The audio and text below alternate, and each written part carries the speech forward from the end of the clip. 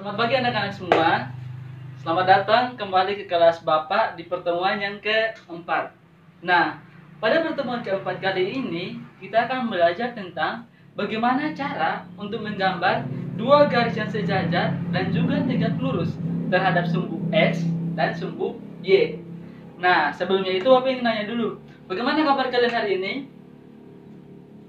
Kurang kedengaran. Sekali lagi, bagaimana kabarnya hari ini? Oke, karena semuanya baik, kita akan melanjutkan pembelajaran kita hari ini. Sebelumnya itu, Bapak ingin minta salah satu dari kalian pimpin kita dalam doa. Oke, doa selesai. Nah, sebelumnya itu kita telah mempelajari tentang kedudukan garis. Kedudukan garis yang apa? Ada yang masih ingat?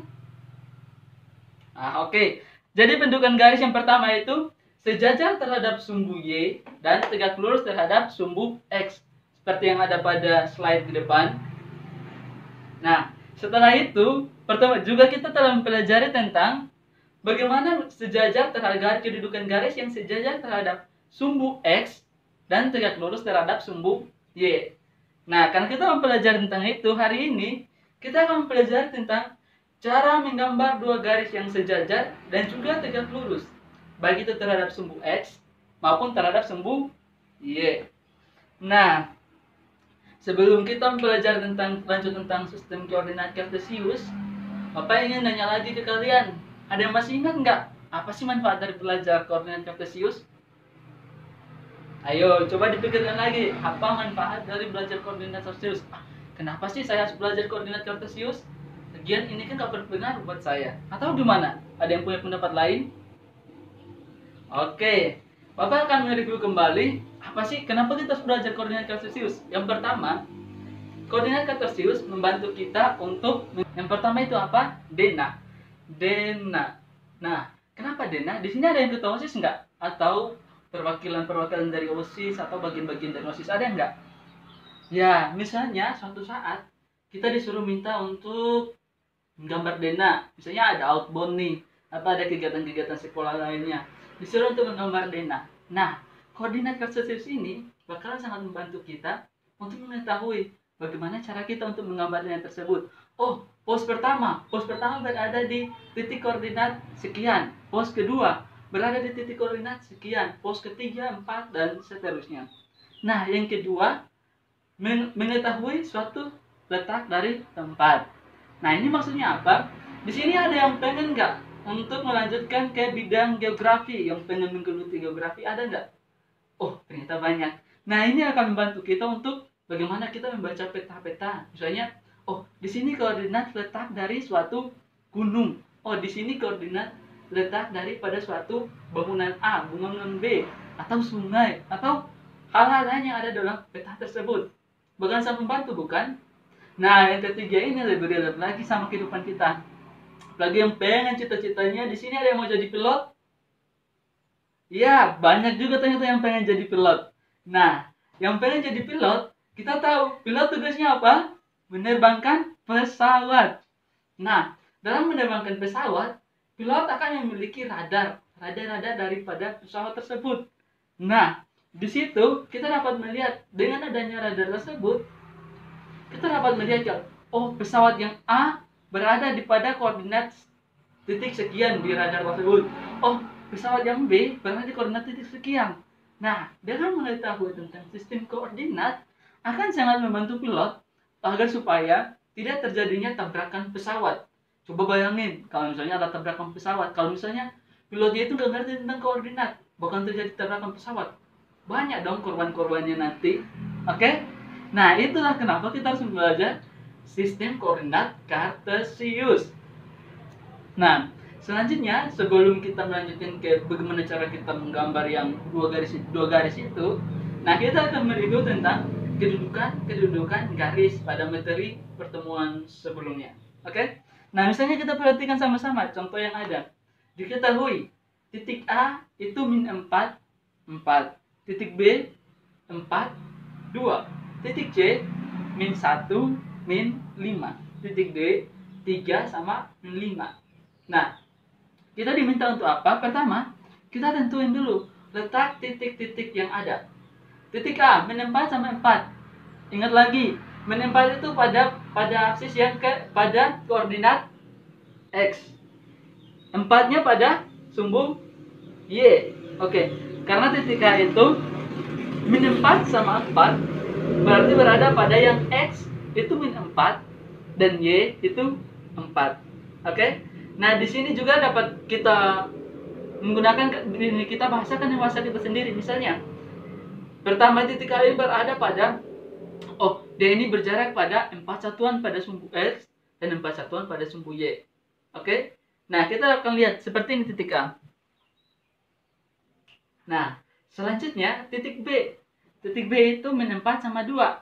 Min 4 berarti dia berjarak 4 satuan pada sumbu Y dan 2 satuan pada sumbu X. Oke?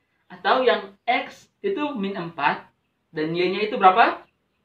Min 2. Oke, kita bakalan lihat titiknya seperti ini. Oke? Nah, selanjutnya yang C. Min 1 sama min 5. Ada yang bisa jawab? Oke, baik, pintar. Jadi, min 1 pada sumbu X dan min 5 pada sumbu Y. Atau berjarak 1 satuan pada sumbu Y dan 5 satuan pada sumbu X. Oke, selanjutnya yang D. 3 sama min 5. Dapat kita lihat pada slide di depan. Nah, kita diminta buat apa? Buatlah garis yang melewati titik A, B, serta garis yang melewati titik C dan D. Oke? Nah, kita dapat lihat pada gambar berikut. Itu. Ada garis yang melewati titik A dan B. Oke? Nah, itu berarti garis itu melewati titik yang min 4 sama 4 dan min 4 dan min 2. Selanjutnya garis melewati titik C dan D. Berarti garis melewati titik min 1 min 5 dan 3 sama min 5. Pintar. Nah, seperti slide yang ada, kita dapat lihat ini garis yang melewati AB dan garis yang melewati C dan D. Nah, selanjutnya kita diminta apa? Tentukan kedudukannya A dan B. Coba kita lihat. Nah, di sini dapat kita lihat bahwa A dan B ternyata dia merupakan garis yang sejajar terhadap sumbu Y. Oke? Nah, selanjutnya titik C dan titik D. Titik C dan titik D itu merupakan garis yang pintar. Garis yang sejajar terhadap sumbu X. Nah, karena garis titik AB itu merupakan garis yang melewati titik AB itu sejajar dengan sumbu Y dan garis yang melewati titik CD itu sejajar dengan sumbu X. Maka dengan sendiri implikasinya apa? AB itu bakalan sejajar dengan sumbu Y dan tegak lurus dengan sumbu X. Selanjutnya CD itu sejajar dengan sumbu X, tegak lurus dengan sumbu Y. Ya, atau dengan kata lain tegak lurus berarti membentuk sudut 90 derajat. Nice, pintar. Selanjutnya kita masuk ke dalam contoh. Coba perhatikan contoh di depan. Di sini diketahui titik A 3,2, titik B 3,6. Nah, jika dibuat garis melalui kedua titik tersebut, bagaimana kedudukan garis tersebut terhadap sumbu X dan sumbu Y? Ayo coba di buku tulisnya masing-masing ya. Nah, selanjutnya kita akan masukkan ke materi bagaimana cara menggambar dua garis yang sejajar dan juga tegak lurus terhadap sumbu X dan sumbu Y. Nah, dari contoh-contoh sebelumnya itu seharusnya kita sudah dapat mengambil kesimpulan. Bagaimana sih cara menggambar garis tersebut? Nah, yang pertama, kita harus ngapain? Ya, kita harus gambar dulu sumbu X dan sumbu Y. Ya kan? Kita gambar dulu sumbu X dan sumbu Y. Seperti pada slide berikut. Yang kedua, kita harus ngapain? Kita harus tentukan titik-titik koordinatnya. Tentuin titik-titik koordinatnya. Misalnya pada slide berikut. Yang ketiga, kita akan gambarkan garis yang melalui kedua titik tersebut. Nah, yang keempat, barulah kita nentuin apakah kedua garis tersebut sejajar terhadap sumbu X dan tegak lurus terhadap sumbu Y, atau sejajar terhadap sumbu Y dan tegak lurus terhadap sumbu. Nah, selanjutnya Bapak ingin kalian coba tuliskan lagi cara-cara tersebut di buku tulis kalian dengan bahasa kalian sendiri. Oke? Waktunya berapa menitnya cukup? 2 menit lah, 2 menit cukup untuk kalian nuliskan cara-cara tersebut dengan bahasa kalian sendiri. Oke?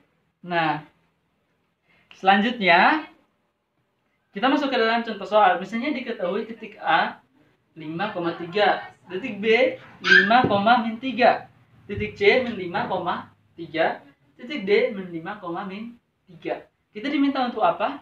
Gambarkan garis yang melalui titik AB, lalu garis yang melalui titik C dan D. Kita dapat lihat di papan tulis, bukan ya, di slide maksudnya. Di slide. Misalnya di sini kita pertama harus menggambarkan sumbu apa? X dan Y. Oke. Setelah kita gambarkan sumbu X dan Y, kita tentuin mana titik A, mana titik B, mana titik C. A berarti 5,3.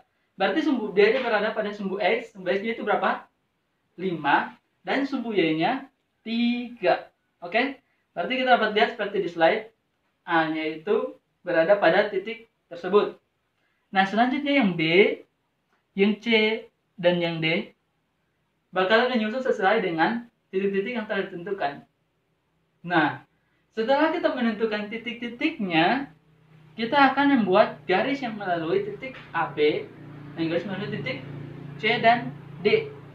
Nah, dapat dilihat itu adalah garis yang melalui titik A dan B. Selanjutnya, dapat dilihat itu juga merupakan garis yang melalui titik C dan D. Nah, setelah itu kita bakalan sudah membuat garis kartesiusnya itu. Terus yang kedua, kita telah menentukan titik-titiknya. Nah, selanjutnya yang ketiga, kita sudah menggambarkan garis yang melalui titik-titik tersebut. Nah, langkah keempat kita harus ngapain? Ada yang masih ingat? Bagus. Ya, kita akan menentukan kedudukan garis-garis tersebut. Apakah dia sejajar atau tegak lurus? Berdasarkan gambar di atas, gambar tersebut kita dapat lihat bahwa ternyata kedua garis tersebut sejajar terhadap sumbu X. Sejajar terhadap sumbu Y dan tegak lurus terhadap sumbu X. Oke. Nah, selanjutnya Bapak ingin kalian bagikan kepada teman-teman yang duduk di sebelah kalian atau satu kelompok kalian. Bagikan apa yang telah kalian dapati dari pembelajaran hari ini. Bagaimana sih cara menggambar atau bagaimana cara menentukan setiap titik-titik yang ada. Setelah itu kita akan lanjut ke contoh soal. Nih, contoh soal yang pertama. Misalnya diketahui titik A 5,3, titik B 5,3, titik C min 5,3, titik D min 5,3. Kita diminta untuk apa? Gambarkan garis yang melalui titik AC dan melalui titik DB. Nah, kita bakalan lihat jawabannya. Pertama kita tentuin dulu mana yang menjadi titik A, titik B, dan titik C serta titik D. Nah, setelah menentukan titik, kita akan menggambarkan garis yang melalui titik-titik tersebut. Nah, setelah menggambar garis, kita akan menentukan kedudukan dari garis tersebut. Apakah dia sejajar terhadap sumbu X atau sejajar terhadap sumbu Y, atau tegak lurus terhadap sumbu X, tegak lurus terhadap sumbu Y. Nah, berdasarkan gambar di slide tersebut, kita dapat melihat bahwa kedua garis tersebut ternyata mereka sejajar terhadap sumbu X dan tegak lurus terhadap sumbu Y. Oke?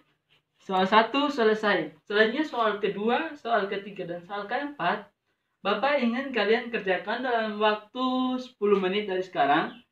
Nah, kalian kerjakan setelah kalian kerjakan dalam waktu tersebut, kita akan melanjutkan. Bapak ingin kalian mempresentasikan apa yang telah kalian dapati. Jadi ada perwakilan-perwakilan dari kelompok, nanti mewakili kelompoknya untuk maju ke depan akan tulis dan menuliskan jawaban serta mempresentasikan apa yang didapati dari contoh soal tersebut. Nah, sekian pembelajaran kita pada hari ini. Nah, setelah ini kita akan, Bapak ingin nanya, ini apa sih yang sudah kita pelajaran ini? Iya, bagaimana cara menggambar dua garis, baik yang sejajar terhadap sumbu X terhadap sumbu Y, atau garis yang tegak lurus terhadap sumbu Y dan garis yang tegak lurus terhadap sumbu X. Nah, setelah itu hari ini juga kita telah belajar menentukan titik-titik koordinat kartesius. Kita telah belajar bagaimana cara menggambar setiap garis-garis yang melalui titik-titik tersebut. Nah, selanjutnya Bapak ingin kalian dapat ambil waktu beberapa menit untuk menuliskan refleksi. Nah, refleksi ini isinya apa? Isinya apa yang menjadi kekuatan saya dalam mempelajari materi tersebut. Oh, misalnya saya menguasai cara menentukan titik. Saya menguasai cara A, cara B, cara C. Terus yang kedua, apa yang masih menjadi kelemahan atau kekurangan saya dalam mempelajari materi tersebut. Misalnya, oh, saya belum bisa menentukan titiknya, atau oh, saya belum bisa menentukan mana yang tegak lurus, mana yang sejajar. Oh, saya belum bisa menentukan yang ini, yang ini, yang ini. Oke? Nah, yang ketiga, apa yang akan saya lakukan ke depannya untuk mengatasi kekurangan dan kelemahan saya dalam pelajaran materi ini. Jadi misalnya kayak, oh, saya belum bisa yang ini, berarti ke depannya saya harus ngapain? Apakah saya harus diam-diam atau saya harus belajar lebih lagi untuk mempelajari materi-materi ini biar saya dapat menyelesaikan subbahasan tentang materi ini dengan baik. Oke? Bapak akan ngasih kalian waktu 2 menit. 2 menit cukup lah ya untuk kalian menuliskan apa yang telah kalian refleksikan di buku tulis kalian masing-masing ya. Jadi nanti pada pertemuan ke-6, pertemuan terakhir, Bapak akan meminta untuk kalian mengumpulkan setiap refleksi yang telah kalian buat sebagai penilaian sumatif kalian. Oke? Nah, setelah menuliskan refleksi, berarti itu tandanya pembelajaran kita hari ini telah usai. Nah, untuk itu sebelum menyelesaikan pembelajaran hari ini, Bapak akan pimpin kita dalam doa. Jadi kita harus menutupnya dengan doa. Oke? Yuk, mari kita berdoa. Amin. Nah, sekian pembelajaran kita pada pertemuan keempat ini tentang cara menggambar dua garis yang sejajar dan juga tegak lurus terhadap sumbu X dan sumbu Y. Oke? Sampai jumpa di pertemuan yang ke-5. God bless you.